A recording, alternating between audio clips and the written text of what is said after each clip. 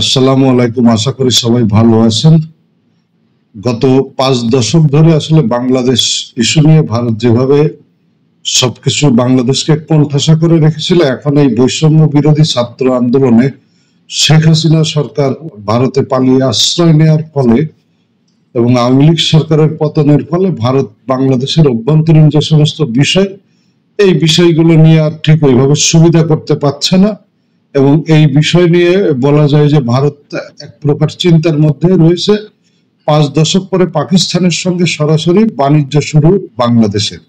তো এইটা অবশ্যই ভারতের জন্য একটা ভালো খবর না, কারণ এই যে 1971 সালের পর থেকে ভারত যেই বাংলাদেশ যে ভারত এর উপর নির্ভরশীল, সেই নির্ভরশীলতা থেকে এখন কিন্তু আসলে বের হয়ে আসতে শুরু করেছে। এবং ভারত বাংলাদেশ এবং পাকিস্তানের মধ্যে আসলে যেই একটা বিভেদ তৈরি করতে সফল হয়েছিল, সেইখান থেকে বাংলাদেশ এবং পাকিস্তান দুই দেশে কিন্তু আস্তে আস্তে বের হয়ে আসছে।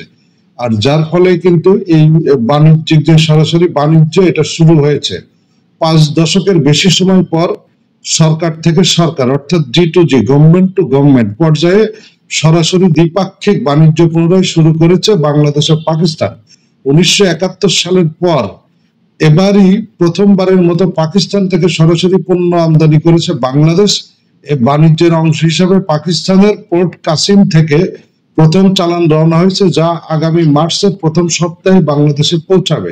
রোববার 23 ফেব্রুয়ারি পাকিস্তানের গণমাধ্যম এক্সপ্রেস ট্রিবিউন এর প্রতিবেদনে এসব তথ্য জানানো হয়েছে। এতে বলা হয়, শনিবার 22 ফেব্রুয়ারি পোস্ট কাসিম থেকে MVCB নামের একটি ব্ল্যাঙ্ক ক্যারিয়ার জাহাজ 26,000 টন চাল নিয়ে বাংলাদেশের উদ্দেশ্যে যাত্রা শুরু করেছে। এটি চট্টগ্রাম বন্দরে পৌঁছাবে 4 মার্চ।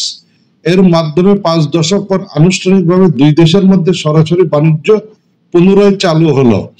এর আগে চলতি ফেব্রুয়ারির শুরুতে পাকিস্তান ও বাংলাদেশের মধ্যে বাণিজ্য চুক্তি সম্পন্ন হয়। এই চুক্তির আওতায় trading corporation of Pakistan TCP থেকে মোট 50,000 টন চাল কিনেছে বাংলাদেশ। 2 ধাপে এই চাল বাংলাদেশে আসবে, যার প্রথম চালান ইতিমধ্যে পাঠানো হয়েছে এবং দ্বিতীয় চালান আগামী মাসের শুরুতে পাঠানো হবে। বিশ্লেষকদের মতে সাম্প্রতিক সময়ে বাংলাদেশ ও পাকিস্তানের কূটনৈতিক ও বাণিজ্যিক সম্পর্ক উষ্ণ হয়েছে। বিশেষ করে গত বছরের অগাস্টে রাজনৈতিক পট পরিবর্তনের পর দুই দেশের মধ্যে ঘনিষ্ঠ হতে শুরু করেছে। এছাড়াও উভয় দেশের মধ্যে সম্প্রতি উচ্চ পর্যায়ের বৈঠকও অনুষ্ঠিত হয়েছে। অন্তর্বর্তী সরকারের প্রধান উপদেষ্টা ডক্টর মোহাম্মদ ইউনূস ও পাকিস্তানের প্রধানমন্ত্রী শেহবাজ শরীফ গত 1 বছরে 2বার বৈঠক করেছেন। এইসব বৈঠকে বাণিজ্য ও কূটনৈতিক সম্পর্ক উন্নয়নের বিষয়ে আলোচনা হয়েছে। তবে এই ব্যাপারে বিশ্লেষকরা মনে করছেন, নতুন এই বাণিজ্যিক সংযোগ বাংলাদেশ ও পাকিস্তানের মধ্যে দ্বিপাক্ষিক সম্পর্ককে আরো শক্তিশালী করবে এবং ভবিষ্যতে আরো বড় পরিসরে বাণিজ্যের পথ উন্মুক্ত করবে। তো আসলে যে বাংলাদেশ, আপনারা জানেন যে বাংলাদেশের যে সমস্ত নিত্য প্রয়োজনীয় পণ্য ছিল, বিশেষ করে চাল, পেঁয়াজ, রসুন, এইগুলোর উপরে আমাদের যে পার্শ্ববর্তী দেশ ভারতের উপরে আসলে অনেকাংশেই নির্ভরশীল। এবং ভারত এই নির্ভরশীলতাকে তারা পুঁজি করে বাংলাদেশের উপরে বিভিন্ন সময় বিভিন্ন শর্ত আরোপ করে দিত। এবং অনেক সময় দেখা যাচ্ছে যে একটা জিনিস, যেমন এই বছর বা গত বছরের কথাই যদি চিন্তা করা যায়, বাংলাদেশে সে সময় আসলে পেঁয়াজের অনেক সংকট ছিল, কিন্তু ভারত থেকে সে সময় বাংলাদেশের পেঁয়াজ আমদানিতে নিষেধাজ্ঞা জারি করা হয়।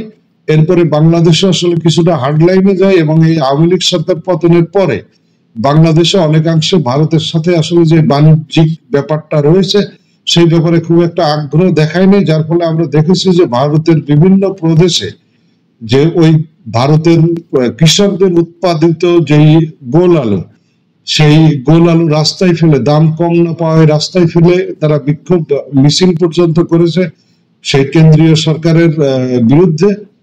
তো আসলে এইবার ভারত এই যে পাকিস্তানের সাথে বাংলাদেশের যে নতুন যে বাণিজ্যিক সম্পর্ক তৈরি হলো, এতে বাংলাদেশের ফায়দা বেশি, কারণ বাংলাদেশ একচটিয়া এভাবে ভারতের উপরে নির্ভরশীল থাকবে না।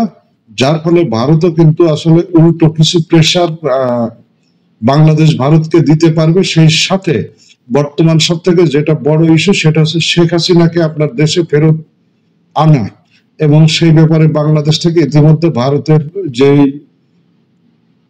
হাই কমিশন আছে সেখানে লিখিতভাবে আসলে ফেরত চাওয়া হয়েছে, এবং এটা নিয়ে যদিও ভারত এখন পর্যন্ত সরাসরি বা কোনোভাবেই কোনো কিছু বলে নাই, তবে আশা করা যায় যে আসলে কিছু একটা সুরা হবে চারিদিক দিয়ে। ভালো থাকবেন সবাই।